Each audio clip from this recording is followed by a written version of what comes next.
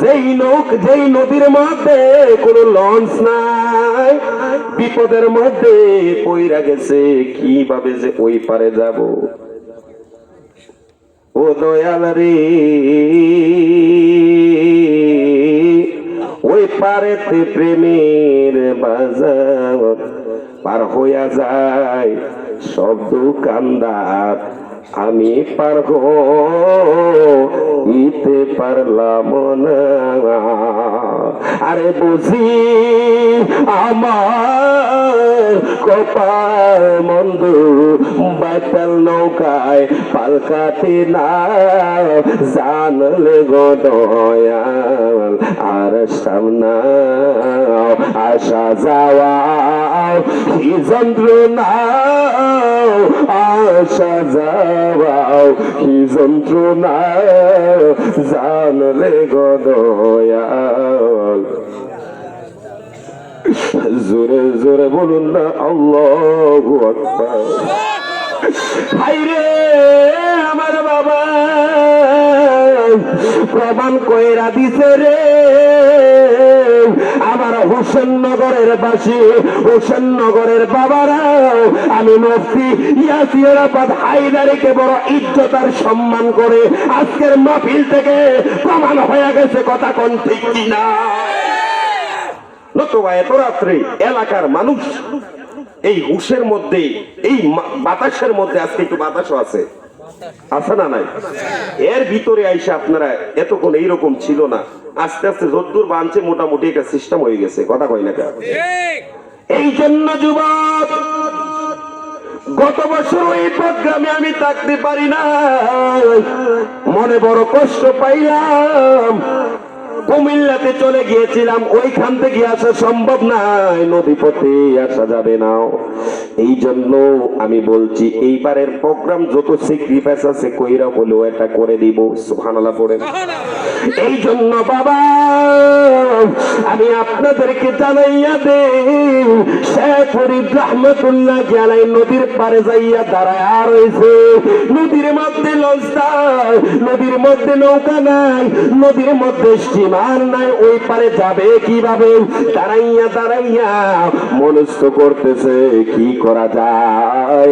দেখা যায় কে জানি আইসা শেখ ফরিদকে বইলা দিচ্ছে, ও শেখ ফরিদ রে, সারা রাত্র দাঁড়াইয়া থাকতে পারবাও, কিন্তু নৌকাও আসবে না, স্টিমারও আসবে না, লঞ্চও আসবে না। তুমি যদি ওই পারে যাইতে হয় গো, তোমার পকেটের মধ্যে যে কাগজ আছে, তোমার মা যেই ঠিকানা দিছে, এই ঠিকানা দিয়া তুমি নৌকা বানাইয়া লও। আল্লাহু আকবার। আমরা কাগজের নৌকা বানাই নাও, বানাইনিও, কাগজের নৌকা বানাই। এটা শেখ ফরিদ রহমতুল্লাহ আলাইহি থেকে এসেছে। পকেট থেকে দেখা যায় ওই কাগজটা বাহির করিয়া সুন্দরভাবে নৌকা বানাইছে, আর ওই নৌকা পানির মধ্যে ছেড়ে দিয়েছে, সুবহানাল্লাহ বলেন। কেউ বুঝিতে পারে না রে ওলি আল্লাহর খেলা। আমি পারুম, এই পারুম, কুরের মধ্যে একটা নিয়ে এই কাগজটা বানায় সারেনছেন থাকবো, এমনি তো উড়ুন যাইব। কিছু বেঈমান আছে যারা আল্লাহর ওলিদেরকে বিশ্বাস করে না, আমরা তো বিশ্বাস করি, কথা কয় না কেন? কেউ বুঝিতে পারে না রে পীর মুর্শিদের খেলা, আমার দয়াল মুর্শিদের খেলা, সুবহানাল্লাহ বলে। শেখ ফরিদ রহমাতুল্লাহ আলাইহি ওই কাগজের নৌকা পানির মধ্যে চাইরা দিয়েছে, চাইরা দেখা যায় ওই কাগজের নৌকা ভাসমান। ওই নৌকার উপরে সুন্দরভাবে শেখ ফরিদ রহমাতুল্লাহ আলাইহি উঠলেন, সুবহানাল্লাহ। উঠতেও দেরি রে, আস্তে আস্তে আস্তে আস্তে যেন এটা নৌকার মতো চলতে লাগলো। পরে গাটে গাটে নাও লাগাইয়া, সুবহানাল্লাহ বলে। যেহেতু মাজার শরীফ, এখানে কিছু শান না গাইলে মনের দিল তাজা হয় না।